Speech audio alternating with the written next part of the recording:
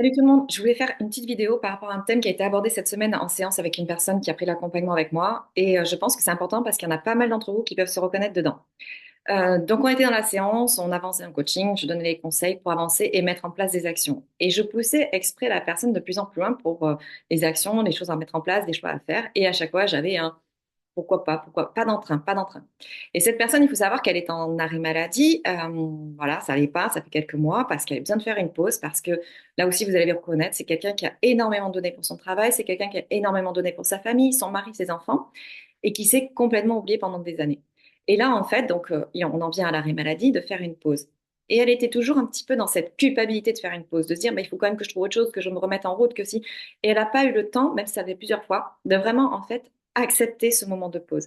Donc, pour pouvoir faire avancer, moi, je suis à fond dans les actions. Mais si vous voulez quand même passer à l'action, il faut accepter quand votre corps, vos émotions vous disent qu'il est temps de faire vraiment une pause. Faites-la sans culpabiliser. Si vous avez envie de rien faire, ne faites rien. Ça peut être hyper thérapeutique et hyper bénéfique pour vous. En fait, d'accepter, plus vite vous acceptez ce temps de rien faire et de vraiment ne rien faire pour vous retrouver avec vous-même, c'est là que vous avez gagné du temps.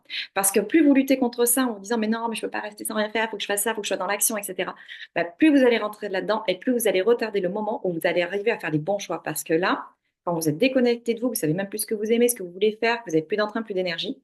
Si vous ne respectez pas votre écosystème de faire vraiment cette pause et de vraiment rien faire pendant quelques temps, bah, vous n'arriverez pas à vous reconnecter à vous-même et vous n'arriverez pas à trouver le bon chemin, la bonne voie, le bon entrain, la bonne énergie pour remettre les choses en action.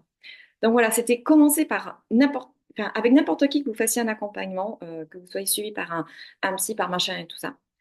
Ne culpabilisez pas. Si à un moment donné, vous vous dites en fait que vous n'avez envie de rien, acceptez-le de dire je n'ai envie de rien, j'ai juste envie d'être, de profiter du moment présent et de me reposer, de ne rien faire. C'est hyper bénéfique. Après, c'est vrai que c'est pas de rester non plus là-dedans pendant des années, parce que là, du coup, on rentre dans un circuit, dans un autre schéma qui va être, en fait, plus on s'habitue à ne plus rien faire, moins on a envie. Mais quand même, quand on a une vie qui a été très prenante, quand on a eu des grosses activités, qu'on n'a pas mis stop pendant des années, eh ben, ce temps de pause, il est nécessaire. Et il est nécessaire surtout de le vivre sans culpabilité. Voilà, c'était le message du jour. Je vous dis à très bientôt. Salut.